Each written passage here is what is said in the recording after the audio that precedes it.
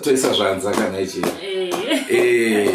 kazwai muri yeZimbabwe ndoda kukukwazisai nedupo rako munhu toziva kuti mitupo yakawanda vana mhofu kazwai ndimi wada kutanga kumhoresa totera vana soko mukanya mahomu kazwai samanyanga nzou amutsisiri kuombera ka watoda kuachingamidza karese mukuru wambwa gwai muri sei vana machuma toenda pana mupamombe munoziva here mutupwe kazwai mupamombe kufaraka kwatiri kuita muri yeZimbabwe kusangana kwatiri kuita nhasi rarimwe zuva kana ndina chera so aiwa ndozwa kufara ndinoti ndiri bho muri yeZimbabwe ngiyalibingelela namhlanje ngiyathemba lapha ndithole khona nditholeli kahle njengazonke izikhathi ngiyalitshela ukuthi nxa lingekho kahle liyafonela iDrewmas Media ngibe kwazi ukuthi kuyini okulihluphayo sikwanisa ukulincedisa lapha esikwanisa ukulincedisa khona namhlanje phela ngihamba loshumba njengamalanga wonke rangu zita ndinonzi Andrew Neshamba ndiri kufamba na Pampof kusangana kwatiri kuita muri yeZimbabwe mune chimwe chirongwa semazira munoita imimi tinounza vanhu vanobatsira vakasiyana siyana tinounza vana Gogo tinounza vana mbuya vana sekuru madzimai wese munhu anonzi anobatsira muri yeZimbabwe shwiro yedu kande utano hwakanaka shwiro yedu iraramo pasina zvikwambo pasina kushungurudzwa nemweya yakaipa ndosaka muri kutoona tiripo zuva ranhasi muri yeZimbabwe tina njengeDrewmas Media isifiso sethu ngesokuthi njengabantu abamnyama tshone sihlale ngamalanga wonke singahlukumezwa imimoya emibi singahlukumezwa phela ngezinye izinto esingazazi ukuthi zivela ngaphi ezinye izinto ezebezenzwe kudala ngabokhokho bethu sesilanda izinto zangikhona zicine zinjani zihlukumeza thina esikufisayo njengeDrewmas Media ukuthi sihlale singabathabileyo sihlale singabantu abamnyama njengabantu abansundu ukuthi sihlale sikahle nje singabi lokho esikhala ngamalanga wonke so thina iDrewmas Media sibuya labo khulu sibuya labo Gogo sibuya labo madzimai labo madzibaba abantu abanjalo abakwazi ukuthi besincedise empilweni zethu tinozviziva vanhu tinotendera mune zvakasiyana vamwe zvakasiyana nai asi zvatinoda isusu kunge tichigara sevana vemhuri imwe chete kana paine vanoenda kuchinamato aiwa mukaona vanoita zvechivanhu vakuita mosuduruka henyu mopa nguva ino kune vanoita zvechivanhu kune vanoitawo zvechivanhu mukaona takuita veminamato aiwa sudurukai vapei nguva yavo nekuti Mwari mumwe chete Mwari akasika denga napasi ndiye atinotendera naizvozvo ngatibvumidzei vanhu kuita zvitendero zvavo zvakasiyana siyana tisatukane tichiti uyo mweya wetsvina uyo mweya wakanaka ndiwani kuiwo wakuona mweya wetsvina kana munhu asiri kuroya chete achita zvinodiwa namusiki aiwa itori bho yakadaro muri yeZimbabwe ngiyathemba phela lapha esihlezi khona indawo ezitshiyeneyo abantu silenkolo ezitshiyeneyo abanye bayakholwa esiKristwini abanye bakholwa ngaphi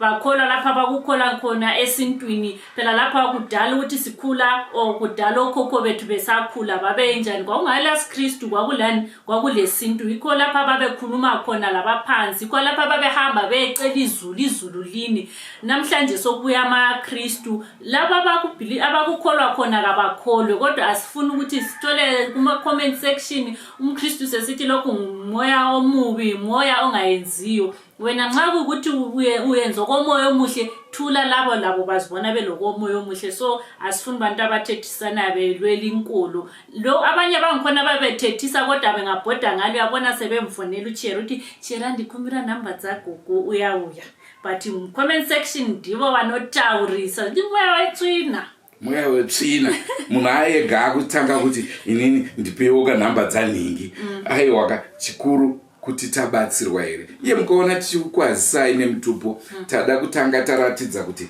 tisu anani isusu tisu naizvozvo zvinoratidza kuti rudzi nerudzi mukaenda kumaChina vane rudzi rwavo, vane zvavanotendera. MaMuslim vane zvavanotendera, maChristians ane zvavanotendera. Ndokusiyana kwatakaita ikoko. Saka ngatitendei kuti tese tiri vana vanyamuno, uyezve isusu tiri maZimbabweans. Shumba tikakontinua tichitaura tinopedza zuva rese, saka ngativapei. Aiwa ndazvinzwa chera. Zvamunotaura ndo zvandinoita. Mvura yamunogeza ndo yandonwa. Senguva dzese muri Zimbabwe tinokukurudzirai kusubscribe kuDrewmas Media. Drewmas Media taking you to another level. Nasi tiri pane rimwe level. Regai tikunzirei muyenzi wedu, munyarikani wedu, hatina enhasi, tokurukura kanai tinzwe kuti zvinofamba sei kana tichidewo kuyamurwa. Muli Zimbabwe katesiza tisilinike phela isetekeli sethu ukuthi hayi sikwanisa ukuthi likhulume laso alitshela ukuthi siphile kuhle emhlabeni, ukuthi siphile kuhle silwisana lemimoya lehlangana layo siyayenza njani. Asi tisathabva yedu ndoda kuti ndikuzivise kuti ivo vakatitarisa vakakosha. Vasipo hatipo. Handiti? Saka ivo ndisu, isusu ndivo. Saka hatidi kutukana nekuti ukanga uchitituka uri kuzvituka, tikange chikutukai tiri kuzvituka. Saka hapana game ipapo, bora racho ritambike. Muli Zimbabwe sithanda ukulibonga ngokusilandela, sithanda ukulibonga ngokuthi liyahlala lilathi leDrewmas Media. Lalabo abaqeda ukusubscribe siyabonga kakhulu ukuthi namba phela ikwini imuli yakhula lokho siba nkulu leDrewmas Media, siyalibonga kakhulu. Pamusoro imuli Zimbabwe ndinokukazisa iwo inyo ndinoitwa Gladys mwana womera Tembo. Ndinoita umatare ndinobata ndiri kudivi remudzimu nemashavi ndokwa ndinobata ndiri, asi ndinofamba nematare matatu. Ndinofamba nedare raMarita, kana vamwe vanondidaidzawo kuti Marita. Ndozoenda kudivi remadziva, vamwe vanondidaidzawo nezita remadziva, vamwe vanongotiwo kwaandawota. Ndozoenda kudivi reana sekuru, vanonditi kwaSamaita kana kuti kwaTembo. Ndinobatsira kusunungura vane vaine matambudziko akaita sevanoda kuchikwa, vanoda kuti dzimba dzavo dzidzoke, vane vakatorwa dzimba dzavo nemweya yetsvina, vane midzimu inenge yakasungwa, tinosunungura zvekare. Ndo ikoko chaiko kwandakanyatsodanimwa ndikanzwa vane zvikwanetsawo mudzimba zvavane vakaenda kunotora. Tinotaura tichidzosera kwazvinenge zvakabva. Nevana vadiki ndinobatsira vana vadiki nemapenzi anopenga, chipo ichocho chiripo zvakare. Saka ndinoti kune vana vaida kubatsirwa kwavaSamaita kunobatsirwa kusunungura mudzimu, nevana vacheche, nevane pfari, nevanorwarawo nezvirwere rinenge riri denda rinisina kunzwa naMwari, riri denda rekuroyiwa, ndinokwanisa kuribatsira. Asi denda rinenge rakaunzwa risiri chirwere chenyika, handikwanisi kuti ndizenge ndichiti chirwere chenyika ibva wapora. Ongo muri Zimbabwe mavanzwa ndo vatinawo zuva ranhasi. Tingade kunzwa pamataura imimi nhau vakabata yezvikwambo izvi. Kana makubvisa zvikwambo munoita zvekuenda kumba kwemunhu here kana kuti munhu ari kwaari munokwanisa kumubatsira? Munhu ari kwaari ndinokwanisa kumubatsira, kana ari kwaari ikoko tiri chikwambo. Asi kazhinji kana chiri chikwambo chinenge chakomba, tinoshanda nekupa munhu zvatinomupa oenda unotsveta pari panzvimbo. Ndozvatinokwanisa kuita, nekuti handingakwanisi kuti chikwambo ibva ari ikoko ndigotaura nacho chiri ikoko, zvichida kuona ndichiona munhu wacho. Pamatambudziko ipapo mataura futi nhau yembereko nai. Munobatsira munhu ari ikoko zvakare here kana kuti anofanirwa kuti anga achiuya kuti muzomubatsira? Nhau yembereko kazhinji munhu anopinda mumatare, nekuti tichida kutarisa kuti ringari risare here riri konzeresa, kana kuti vamwe vaine njuzu dzechi-evil spirit dzotinoti mbereko inobata ichiregedza, toiti mweya yetsvina kana takuenda kunoidaidza, zvekuti inenge ichikonzera kuti munhu abate nhumbu ichiregedza, abate munhu ichiregedza. zvine zvakuenderana asi kashoma kuti munhu auchikwe asipo nekuti ane zvanenge achida kupiwa kuti auchikwe. Mabata nhau yenjuzu. Nyaya iyoyo inyaya inoshungurudza vakawanda. Vanhu vakawanda vanoudzwa kunzi ane njuzu, uye ane njuzu. Imi mataura kuti kune njuzu yemweya wetsvina. Saka kune dzimwe dzakanaka. Hongu kune njuzu dzakanaka. Mashavi enjuzu akagara ariko kubva kare kare. Asi kune dzakugara dzichiuya tichiti tiri njuzu asi dzimwe dziri zvikwambo. Zvimwe zvikunotorwa nemapenyu vachienda kunokumbirira kumvura kuti shavi riri rigare paari. Shavi rikanogara pamunhu warisina kugara rangonzi raenda kunotorwa kumvura achikumbirira achipiwa. Tinochita kutoti chikwambo ichocho rine risiri shavi nokuti shavi rinosarudza parinoda. Okay, tiri papo ndinoona vanoti pamasocial media vanhu vechibvunza mibvunziro yekuti ko munhu anonzi ane manjuzu anoshanda zvekuti anotsvagira let's say musikana anotsvagira musikana murume ane mari, wai manjuzu asingatsvagiri musikana wacho maybe basa rine mari okuti musikana wacho aite sei aite mari, anoshandei manjuzu pavanhu? Manjuzu anotsvagira munhu murume. Inini pandiri ndinoti chikwambo nekuti hakuna njuzu inoenda kunotsvagira munhu murume asi kuti mudzimu yedu ndio inoita kuti tisangane. Nekuti njuzu kana yakunotsvagira munhu murume, njuzu shavi renjuzu rakauya kuporesa vanhu. Shavi renjuzu riripo pakurapa kuti kutsvaga kuti takutsvagira munhu murume. Ndo basa reshavi renjuzu. Manjuzu aive kumakare kare ndo basa rawo. Kwete zvino njuzu dzakungoti wese akungoti ndine njuzu.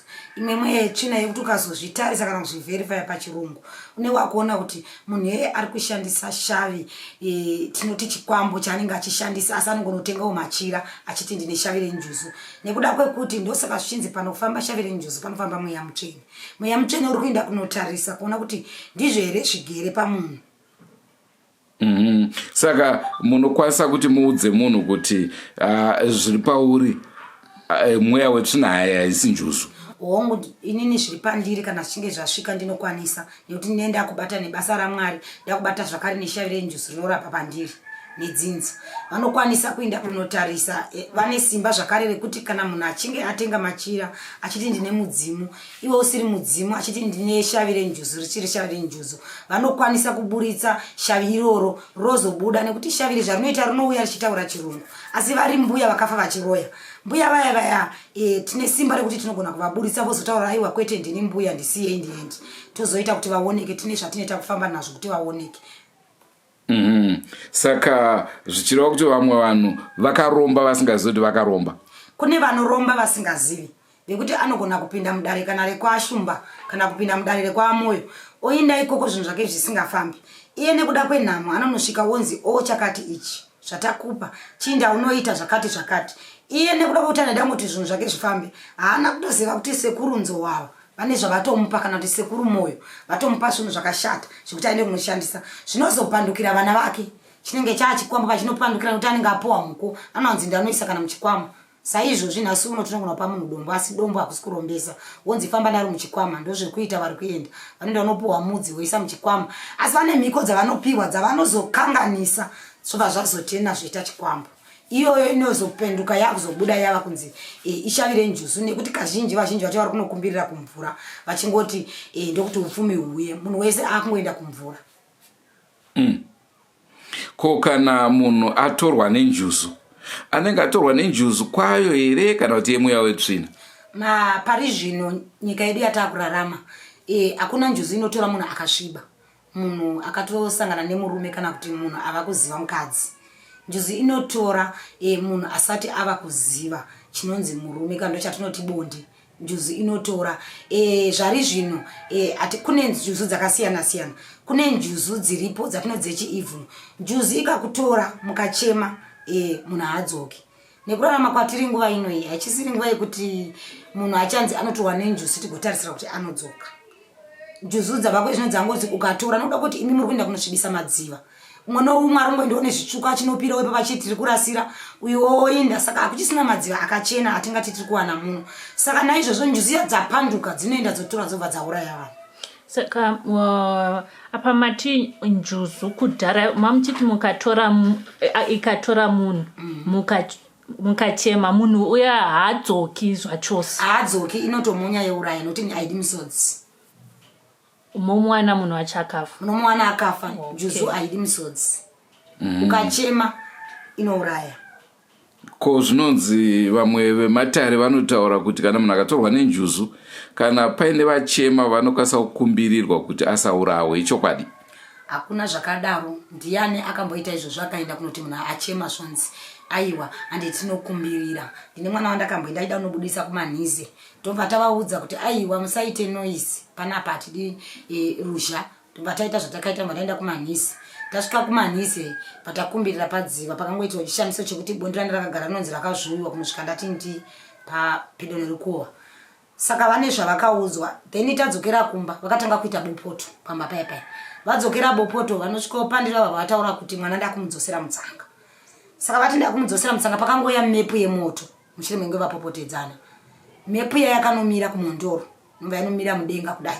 Yamira mudenga yakanoona kuti paya mepu yanga isiri spiritual. Zvakaonekwa nemunhu wese. Mwana yamva adzoserwa anza adzoserwa mutsanga nanhasi mwana yavanozomuwana. Saka anenge atenda zvachose. Anenge atenda zvachose. Kana muchinda unobuditsa mwana atorwa nenjuzu. Padi mhirizhonga panoda runyararo mogara muchifara zvapanoda. Nekuti ndine umwe murandarume wandakambogara naye akabva kune rimwe sowe. Ndakagara naye panapa ndofunga 2 months. Anga atorwa neshavi renjuzu irori. Atorwa nomva abuda nezvinhu zvake nomba maprofita ati pisai. Mukomana yamva atanga kuita zviya zvekushandiswa unomwe muprofita akungogadzira zvese zvipoko zvii nekuti pasi pemvura panoiswa zvese. Munhu akatorwa neshavi renjuzu aripo pakuzoitwa zvine zvichidiwa ochenurwa kuti abvise that spirit inenge iri pasi pemvura nekuti zvine zvakasangana. Asi ndakazogara naye pano mva atanga kuita minana yake. Ndomba azotadza nomba agoverwa pfuma yakapiwa nomba azotadza. Ndomba aenda kwaakaenda nomba anopiwa sizo nomba azodzoka futi pano. Asaka vanzi ndikuda mombe nato kuti ndigone kuti ndidai nekuti wakazodai ukadai iyi njuzu yanga yabuda ichitaura pandiri. Nanhasi mukomana naye ringori rombe zvangoperawo zvakadaro. Saka ndoziva kuti mhuri yeZimbabwe kune vanhu vanopinda matambudziko vanhu asingazivi chivanhu. Maybe anenge achienda kuchechi ona kuti zvinhu zvangu zvasunga zvekuti sungi. Haazivi chivanhu. Akuda kuenda kunobatsirwa. Munogona kuvaudza kuti kana uchida kubatsirwa unofanirwa kubatsirwa nemunhu akadai so nemunhu akadai unoenda chero. Kune matare ekutoti ndinogona ndine chivanhu changu. Chivanhu chinosiyana. Kune chivanhu chekuti nyango dai ndikati ndaenda kumasowe ndikada kurapwa zvinenge chiri chivanhu chikundirwarisa handipori kusvika ndasangana nevanoita chivanhu. Vanoita chivanhu vanogona kutongosvika vokupa bute riya votokudza zvekuita wotobva wapora ipapo. Chinenge chiri chivanhu chakakwana. Kwouya vanorwariswa nekutadza kushandira mweya mucheni. Saka ndati ndinofamba kwese. Ngirozi chayo inogona kuranga futi munhu. Zvinokonzera futi kuti arware kana asingagoni kuyambutsa nyika kuti ndo zvanenge akatumba. Saka padare ramabvunza rechivanhu munhu anenge achirwara nechivanhu anofanira kusangana nemunhu ane chivanhu. Munhu anorwara neshavi renjuzu anofanira kusangana nemunhu ane chivanhu. Anoziva kucommunicate kana kutaura nezviri munyama zvakapinda munyama yake nenjuzu igere mahari nelanguage nechitauro. Nekuti language njuzu dzinotaura mitauro yakasiyana. Saka uyu yaburitsa shaviri akatadza kunzwa semuprofita acharamba achingobvunza kuti ndiwani iwe dhimoni ibva. Asi ichari kudaro chiya njuzu hainzwe kuti ndiri kubviswa nekuti hainzwe zvaari kutaura. Saka zvine chida munhu anogona kucommunicate nezvinenge zvichibuda pamunhu. Asi tomboti inini ndanzi ndine njuzu uye zvahandide ndinokwanisa here kuiramba? Ndingakunyeperei kuti munokwanisa kuramba njuzu kana iri shavi renjuzu rakauya pauri risiri rekutengera. Chinogona kurambwa chikwambo. Iwe haungarambi shavi renjuzu. Kuramba kwako kweshavi renjuzu ungeita cheka ropa rako robuda kureva kuti kufa kwako. Mambotaura nawo alright. Veruzhinji vangangoda kutanga kuziva kuti munobatsira pafoni here. Tomboti munhu ane zviri kumunetsa ari kuSouth Africa. Munokwanisa kuti dambudziko rake iroro ripera ari ikoko here asina kutoya kuno. Zvazvinoita ndezvekuti kune matambudziko anobatsirwa pafoni. Kozi yamwe matambudziko ekuti haatoiti pafoni anoda kuti upinde muri mumatare. Okay. Kune vanhu vanoda kusarudza pakubatsirwa kuti ini ndoda mupostori ndoda ichi ndoda n'anga ndoda svikiro imi muri chi? inini ndiri Svikiro. Muri Svikiro, mataura zvikuru naudze kuti munobatsira kuchechi zvakare vane matambudziko ekuchechi. Ipapo ndo pandoda kunzwisisa, imimi pachenyu munoenda kuchechi here? Inini handiende kuchechi. Ndongosvikawo pachechi ndonamata ndosimuka. Aha. Zvichireva kuti munotenda muna Jesu Kristu. Hongu. Ipapo ndo panoconfuse vazhinji vachiti kana munhu achitendera zvaJesu haafaniri kunge achitendera zvechivanhu. Munoti chiine mashoko iwayo? Hakuna zvakadaro nekuti chinotanga idzinza. Munorevei? Ndiri kureva kuti isusu mweya mutsvene azoya agare patiri hunge isusu taberekwa. Saka naizvozvo kuti munhu abatsirike anofanira kutanga aremekedza dzinza rake. Kana aremedza dzinza rake uzosvitsirwa kuna Musikavanhu.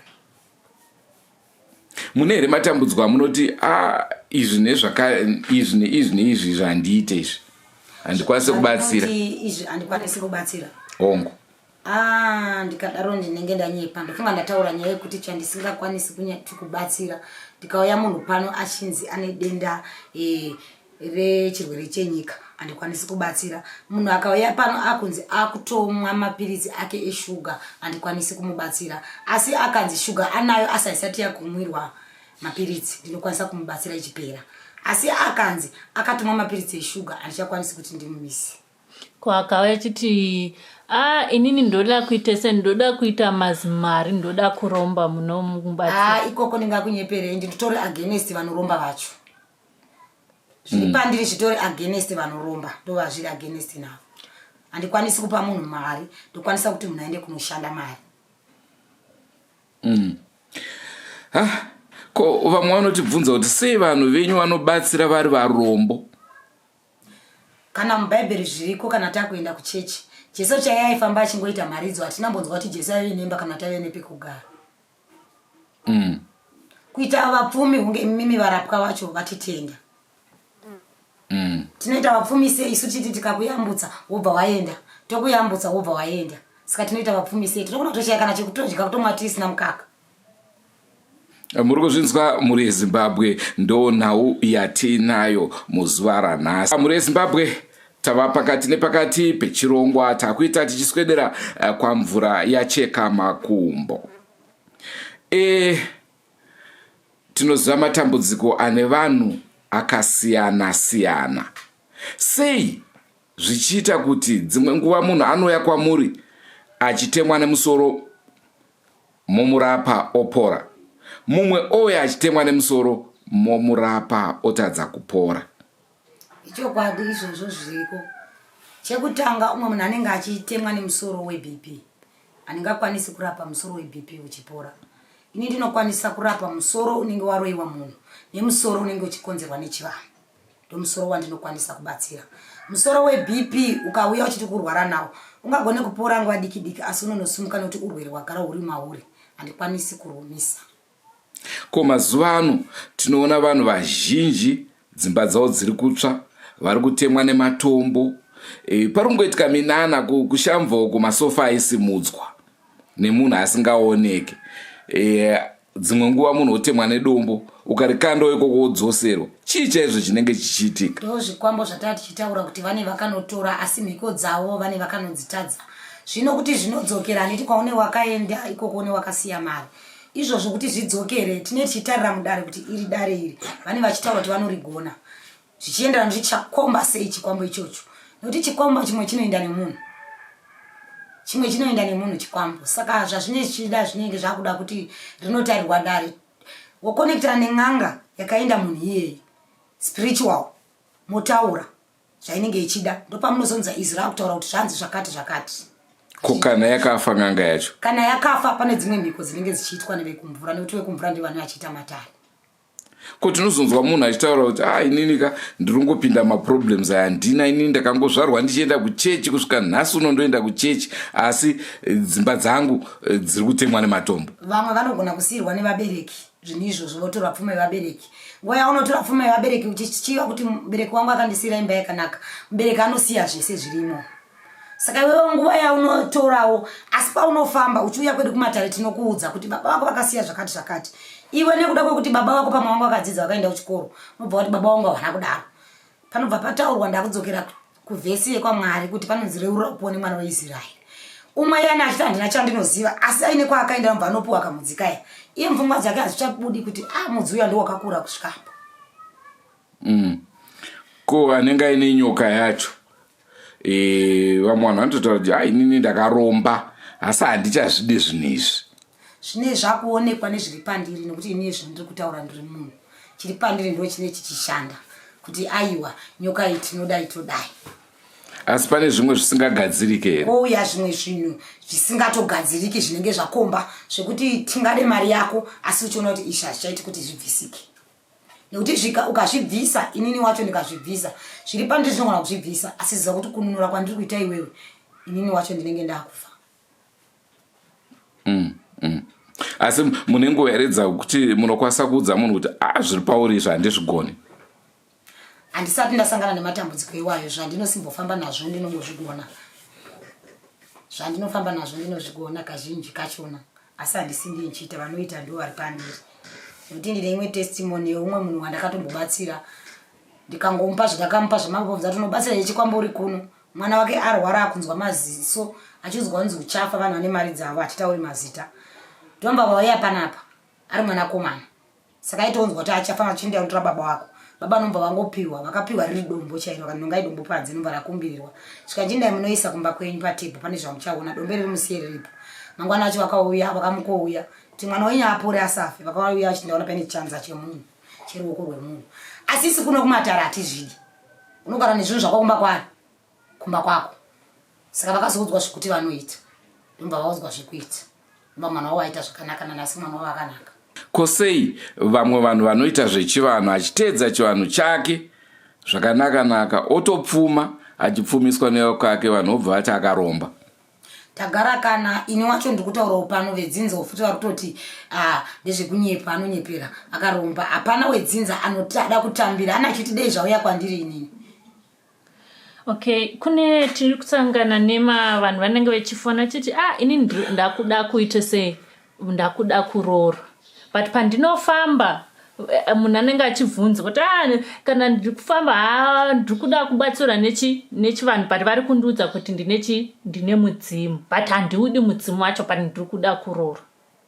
Mudzimu iwoyo kana uchitaura unodaidzwa kana riri shavire njuzu rinodaidzwa kana riri kuti rinotaura nekuti munhu wese hapana asisina chivanhu saka rinodaidzwa kana kuri kuti rinotaura rotaurwa naro rataurwa naro toribvunza kuti wakavingei pamwana nekuti hakuna mudzimu unorambidza munhu kuroorwa rabvunzwa rotaura tori ndopatambotaura pai kuti tinoritarisa kuti rakajeka here dzimu riri pamwana uyu kana kuti chikwambo chiri kuuya semudzimu nekuti chikwambo chinouya semudzimu chobobva wafamba uchinzi une mudzimu asi woda kuroorwa asi kuroorwa kuya kuchiramba hakuna mudzimu unorambidza munhu kuroora asi shavire njuzu ndo rinotonzi ringatokumbirirwa kuti ugare nemurume nekuti haridi tsvina.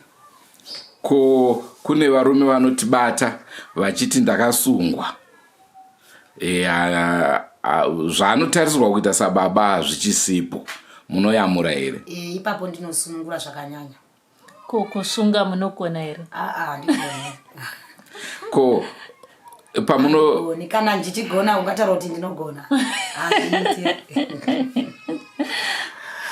Chira vanotaurisa vatondikangasa zvendenda kuda kutaura navo nai Chera.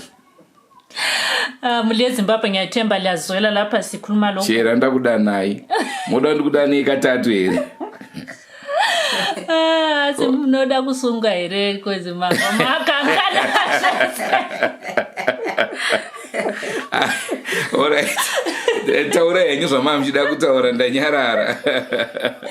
mulezimbabwe ngiyathemba liyazwela lapha silogogo ugogo yakhuluma ukuthi yena uyancedisa abantu abaningi yena uyisangoma kasonyanga so uthi abantu abaningi abale izinto ezibahlupha empilweni kungaba ukuthi awukwanisi kwenda kungaba kuyikuthi izinto azikuhambeli kahle kungaba kuyikuthi kuyini okukuhluphayo yena uthi yakwanisa ukuthi elincedise kikho konke, yakwanisa ukuthi encedise laba abakhala ngama-BP, kodwa uthi ungahamba ukuthi ungabuya kuye uthi ule BP, but nxa suke wanatha amaphilisi uthi yena akakwanisa ukuthi uncedise, ufuna i-BP leyana uphoma ukuthi uyahambe uyebanjwa esibhedlela kuthiwa ule BP but ungakaqasi kuyinjani, ungakaqasi ukutreatwa. Uyancedisa futhi abantwana abancane, ngiyathemba liyakwazi bomama ukuthi abantwana nxa besebancane bahlangana lezinto eziningi kakhulu nxa besasezinsane, uthi into angakwanisa ukuyincedisa ukuthi erombese. Ngiyake ngizwa abantu abaningi befuna abantu abafuna abarombesayo, but lapho ukuthi hayi khona phambambi abantu bona labo angibathanda abantu abarombayo labarombesayo. Inini mubvunzo wangu Gogo ndeyokuti chiraka dzimwe nguva tiri kugarisana hedu mumba, asi pane matambudziko ekuti ndoona kuti izvi zvakutoda kuti mainini nditsvage vamwe mainini vanouyawo hawo ndigare navo. Mune here zvamunokwanisa kundibatsira nazvo kuti chira moyo wavo usaome vakwanise kuti vagarewo namainini? Kana kwakumasowe tinoti munamato iwoyo unonzi munamato werubatanidzwa. Asi zvine zvakangoomawo kuti mwako wano wakasarudza ndiye umwe wangu ainde anobiwa neumwe munhu. Asi sesu tichida mari tinenge tichingoita unoti tichida mari tinokwanisa. Saka wokuti ndingodiwa kuna varume kavatone ma40 years haana mudzimai. Dzimwe nguva hatizoti chii chikonzero kutadza here kutaura nemadzimai kusofta semasoftiro andakaita chera. Vamwe havagone kusofta. Kana kuti chii chaizvo chinenge chichiitika kuti munhu azonzi mukadzi ane 40 years haana kuroorwa, murume ane 40 years ane 50 ane 60 haana ende mugona kunaka kwavanenge akaita maiwi, asi murume hapana. Kazhinji kacho zvinoitwa nechekutanga mweya yezvikwambo nenge atogara pamunhu newakatorevererwa kunzi aufu wakaroorwa. Unogona kurevererwa nedzinza, unogona kurevererwa nanasekuru chaiko, zvakagara zviriko kubva kare kare. Kozouya zvakare imwe inenge iri zvatambotaura izvi mashavi enjuso asingadi tsvina yekuti wakwanisa kuzvibvunzirawo kuti ndimbofambawo ndinobvunza kuti chii chiri kuita kuti ndisaroorwa, kangogara uchingoti aiwa ndakagara zvangu ndiri murima. Yeah. Zvakaoma kunzima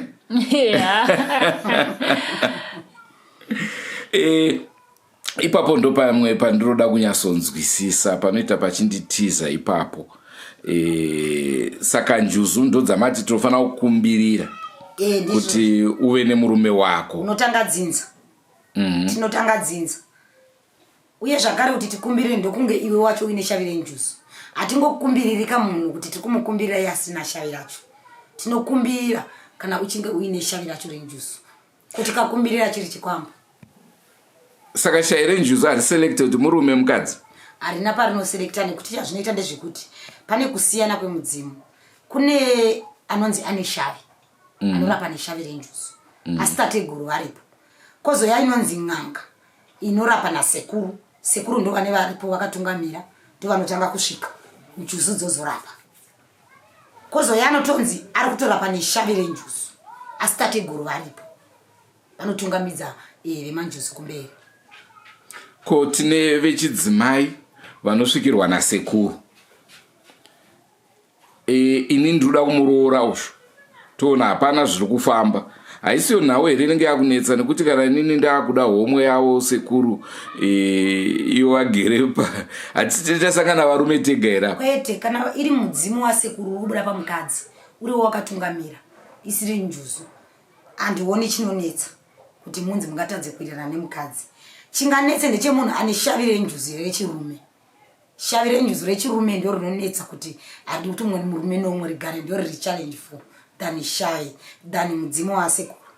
Gogo ndoda kubvunza kuti ngochani inokonzerwa nechi? Zvine chivanhu mukati kuzviitisa? Kuzviitisa mishonga yavo yavanenge vabata. Haisi nyaya yekuti kuzviitisa mishonga yavo yavanenge vabata ndio inokonzera kuti vazoita ngochani. Asi umwe munhu anototanga kuve ngochani ari kacheche chaari tori kuprimary chaivo achito shandiswa ndomwe yechina yatikutaura nezvayo kuti unenge utori ushandiswa the more iri kuita uyu ngochani kune umwe uyu mumwe munhu ari kuita mari. Yeah. Zvakatooma. Ndakambonzwa zvichinzi ukaona munhu aingochani ndakanzwa ndarepeat mhuri yeZimbabwe ndakanzwa kuti injuzi inenge yapanduka ichokwadi. Ndataura ndikati munhu anoenda kumvura unokumbirira shavi renjuzu raasina. Ndikatora shavi renjuzu riri pamurimi vane shamba ndikariisa pana musikana uyu. Imimi musiri kurida. Tatiti mumhuri mukatorerwa imimi shavi renyu renjuzu zvechisimba nemusikana uyu ndikagara paari uyu chato Zvikwambo nekuti atora shavi risiri paari by force mukaenda kung'anga imimi mukanobirwa shavi renyu renjuzu nevanogona kuba nemushonga atotora Zvikwambo nekuti shavi renjuzu achasvikoriturika pana uyu kuti aite mari ndokurombesa. Alright. Pamwe tingarambe tiri kunhau yenjuzu ndozvati i-hot topic. I-hot topic. Panhau yeZvikwambo iyi.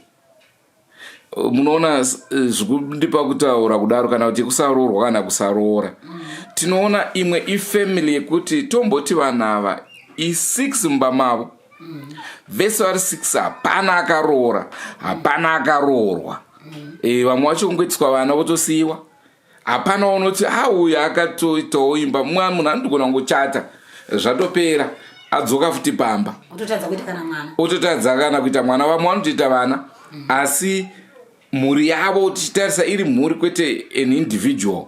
Hapana anonzi akaroorwa, hapana anonzi akaroora. Chii? Ndo patambodzokera tinodzokera kudivi rezvikwambo. Zvazvinoita ndezvekuti baba vangu inini handiti kutaura zvekuti imhuri inoonekera kuti imhuri kwayo asi vana kuti vaite vana hakuna. Baba ava anogona kunge aine chaanenge akabata asi akatoreverera kuvana kuti vangagone kuinda kunoroorwa vagonopinda asi kuti vazoita vana havaiti. Muri kuzvinzwa mhuri yeZimbabwe.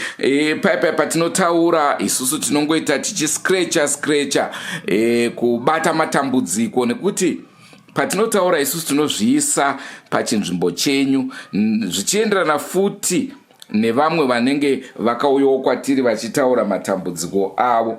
Ndinofunga svondo ino yapfuura ino takange tine chirongwa chamufundisi vachichenura vanhu vane matambudziko akasiyana siyana.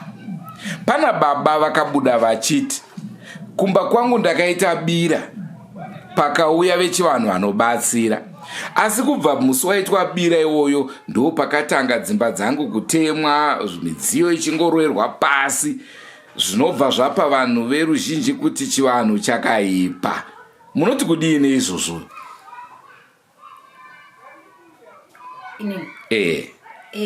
Zviripo ndezvekuti baba vanditi vakaita bira. Vaita bira nobva pauya vanhu vakasiyana siyana. Pakuita bira panoya masvikiro akasiyana siyana, pagoya mhondro dzakasiyana siyana, pagoya vasikana vemvura vakasiyana siyana. Ndio pandambe ndichitaura kuti panapa pandiri tinosvika pandiri tinoti pa checkpoints pekuti ndikatodaidzwa pabira rakaita sairoro rakaita mangwendere pane svikiro rakaenda rikanosvika rikasiya tsoka dzaro kuratidza kuti baba ava vanga vasingashandisi mudzimu vaishandisa Zvikwambo kuprofita vanhu vachibikira bira vachiti ishavire njuzu kana kuti vasekuru vangu. Saka kunosvika vakaita masvikiro ndo ane zvaakasvika akaita asi asiri munhu usvikiro hwavo ndo waishanda ipapo. Saka vakusangana nematambudziko iwawo ngavaone vanobatsirwa vobatsirwa chokwadi chaizvo. Saka tiri kuti here vana sekuru vakauya vachiita bira iri vakakanganisa kana kuti iye muridzi wemusha ndiye akakanganisa? Muridzi wemusha ndiye ane mhiko dzake dzakakanganisa. Nekuti dai anga akachena iye vauya vanene kukandwa kwematombo iye ndiye anepamba pakakandwa matombo. Iro bira rinombobatsirei? Bira kazhinji unowanzoita bira rinoita pakasiyana siyana. Bira rinoitwa kaka1 pagore. Revadzimu kana uchirapa. Kana uchiita sadaka uri svikiro unoita katatu pagore. Kurauti after 3 months. Asi bira rana sekondari rinoitwa kaka1 pagore. Bira rinotibatsira kuti tine tichirangarira nekutenda matateguru edu. Pachishonana vachiti vanenge vane nyota. Patinozonzi tapedza kuita bira redu toenda nodira pamuhacha tozoenda kumvura. Saka uyo baba ava vane zvavasina kutaura. Baba ava ngavaende vanobatsirwa. Vanyatsotsvaga kuti chavakagashira mudzimu here kana kuti vari kushandisa chikwambo. Ngavaende vanobatsirwa. Ngavatsvage vanobatsira vanonzi masvikiro chaiwo. Ngavarege kunotsvaga mondoro, ngavanotsvaga masvikiro. Votariswa kuti chiri pavari mudzimu chaiwo here wavari kubikira doro. Unofanira kutariswa kuti mudzimu here chaiwo wavari kubikira doro. Nekuti hakuna mudzimu wekuti uchipedza kuita ndapedza kuita bira. Pafa munhu. Iwoyo hausi mudzimu. Tinotarisa kuti tipedza kuita bira tinotarisira chakanaka. Aiwa, tinotenda zvikuru. Vachere.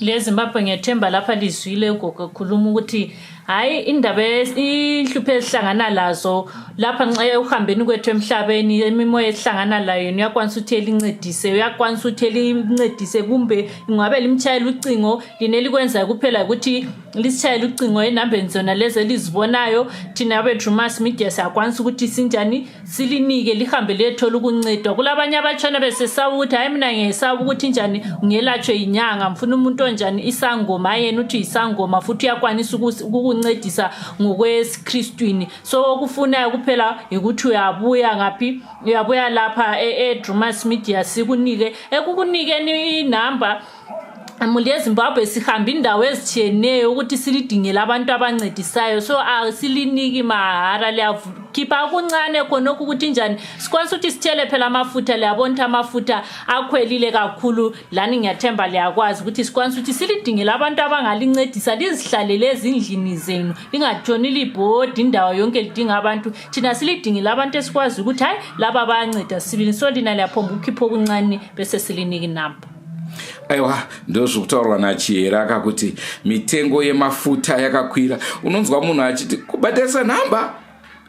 Inobhadhariswa nekuti inenge yakawanikwa sei. Ndo panongori nenyaya ipapo. Toziva kuti zvinhu zvinonetsa kugamuchira kwamuri asika ndo mamiriro azvakaita uyezve technology mashandiro ayo ndo ari kuramba achishanduka zuva nezuva. Naizvozvo munofanira kuziva kuti pane zvakawanda patinotepfenyura zvatinosangana nazvo ndizvo zvinozoita kuti titi aiwa katodawo cheuviri ende dzimwe nguva zvakare munoona tichienda tichinobatsira mhuri dziri kushupika tinenge tichitodawo mari yekuti tinge tichibatsira isusu chinoitika kwatiri ndicho tinorwadziwa nemararamiro evamwe vanhu toda kubatsira asi tisina capacity. Chiyera hamuna capacity. Ndo pane nhau yedu ipapo. Musi uya takange takapfeka machira esvondo tikanditi madzibaba neshamba ndinoziva hangu kuti paya pamunoditi madzibaba asi patinoenda kunotaurana nasekuru nanagogo ndipfeke mucheka weretso kana wadzimu koinda 1 ivanhu vamuri kuona vakatitarisa vanotaurisa ukangona chinhu chaipa changonzi chete chache chivanhu chakutonzi chashata ndosaka muchinzwa chichinzi black market kubva kwanzi white wedding nekuti kwachatwa zvazvo varumbuka white wedding handi kuvatema black market. Isusu pachedu hatizvitambire kuti tisu vanani tinoona sekunge zvinhu zvatinoita isusu zvakashata nguva dzese. Hacho mati uko ndakati muri madzibaba nhasi tiri pane svikiro shangamiro ndinotenda kungoti handina machira acho daenda mbowaita sei ndiri kumatsvaga ndichapfeka chete ndichamapfeka inini manje ndikapuwa chipo chekuona ndaimbotaura futi pachipo chekutamba dai ndaigona kutamba inimika ndaingoti kana mubhazi chaimo redhiyo ichirira ndombovaratidza nyika kuti handina godo nemakumbo angu ndinoaregedzera saka inyaya plus vaiona moto varoi nekuti ndaingodza kuti iwe hauna kumira zvakanaka iwe uri kupedza vamwe iwe. Munoziva muri yeZimbabwe zvamunotiona tichifamba kudai so uchiona munhu achifamba nezimota rinotyisa uchiona munhu achifamba akapfeka sutu unotoyemura kuti zvavo wait until zvipfekedze iwewe uye iye munhu iyeyeyo. Unotaura kuti aiwa ndipei marengenyi angu, ndipei bhasikoro rangu ndichovhe ndakananga kwa vamwe ava vanenge vari right, but kana ukaona vere vachifamba nemota ka unoti ya, o vari muchechi unoti ya, but ukaenda kumabira unowana kuve vari kuridza ngoma vechitenda vadzimu. Yes. Oti ini ndiri kazhinji kacho ka ndofunga chivanhu inyaya yekuti vanhu vanoda kunyanya kuita secrets.